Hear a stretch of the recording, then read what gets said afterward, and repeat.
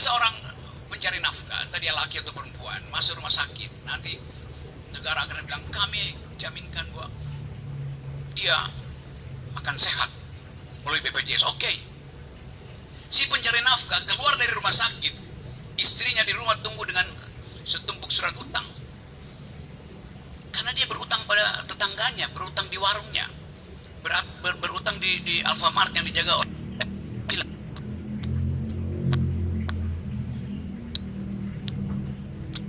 dia menunggu di rumah. Negara hanya membiayai suaminya di rumah sakit, sementara kebutuhan keluarga itu tidak diperlukan negara. Jadi Anda lihat bahwa public policy tidak didasarkan pada social policy itu. Kebijakan publik itu transaksi politik. BPJS itu transaksi politik.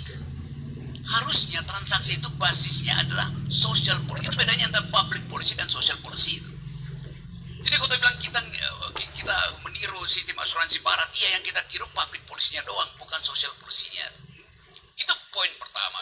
Jadi kalau kita mau lihat apa impact dari kebijakan politik, kebijakan kesehatan yang koruptif hari-hari ini, yang bahkan diselundupkan lewat omnibus law untuk mengadu antara kecerdasan tenaga kesehatan lokal dan tenaga kesehatan impor. Kan itu semua yang bisa kita perhatikan. Di balik itu ada sistem akumulasi kesehatan oleh oligarki yang sekedar menganggap bahwa ya kesehatan itu adalah asuransi, udah selesai. Siapa yang punya asuransi besar ya udah dia mau sehat tuh. Sementara distribusi kesetaraan manusia untuk diteliti kesehatannya itu stetoskopnya aja beda-beda tuh. Jadi sekali lagi saya mau kasih kritik itu. Dan ini berbahaya kalau kita bandingkan bahwa Pak Jokowi menginginkan ada yang disebut bonus demografi ke depan itu. Sekarang kita tunjukkan di mana ada potensi bonus demografi. Sebetulnya itu istilah yang keliru. Tidak ada istilah bonus demografi dalam ilmu ekonomi. Yang ada demographic dividend. Dividen demografi karena kita investasi di bidang kesehatan. Kalau bonus itu artinya diberikan cuma-cuma, ini dividen. Jadi dari awal mesti direkayasa supaya dividen itu, investasi itu menghasilkan dividen. Kan itu secara keterangan juga udah kacau. Coba kita lihat impact dari teori bonus demografi. Per hari ini prevalensi stunting di Indonesia itu mungkin 24-25%. Artinya 1 dari 4 anak yang lahir pasti kekurangan gizi itu. Kita tahu ilmu kesehatan mengajarkan anak dalam formative years-nya kekurangan gizi, nutrisi, otak terutama. Dia akan kekurangan 25% dari IQ-nya. Bagaimana IQ yang dangkal itu mau berkompetisi dengan IQ Filipina, IQ Vietnam, IQ Singapura?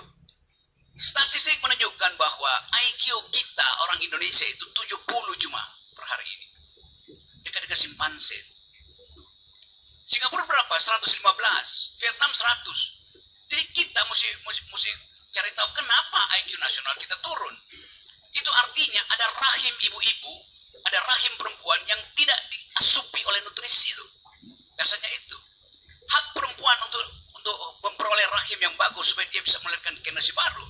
Hak perempuan untuk minum susu, dapat telur, segala macam protein itu. Hak itu tidak dia peroleh. Karena jumlah uang untuk membeli aspal jalan tol lebih banyak daripada membeli nutrisi buat rahim perempuan. Kan itu. Yes. Jadi trade off-nya jelas terlihat situ kan.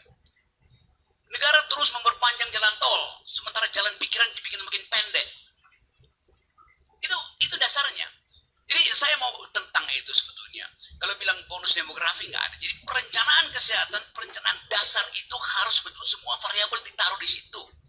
Kajian ekologis. Berapa banyak orang yang akan kekurangan oksigen di ibu kota negara baru kalau deforestasi itu berlangsung terus tanpa ada AMDAL? Berapa banyak orang yang akan keracunan kalau sistem hilirisasi nikel itu tidak memperhatikan apa yang terjadi di hulu tuh.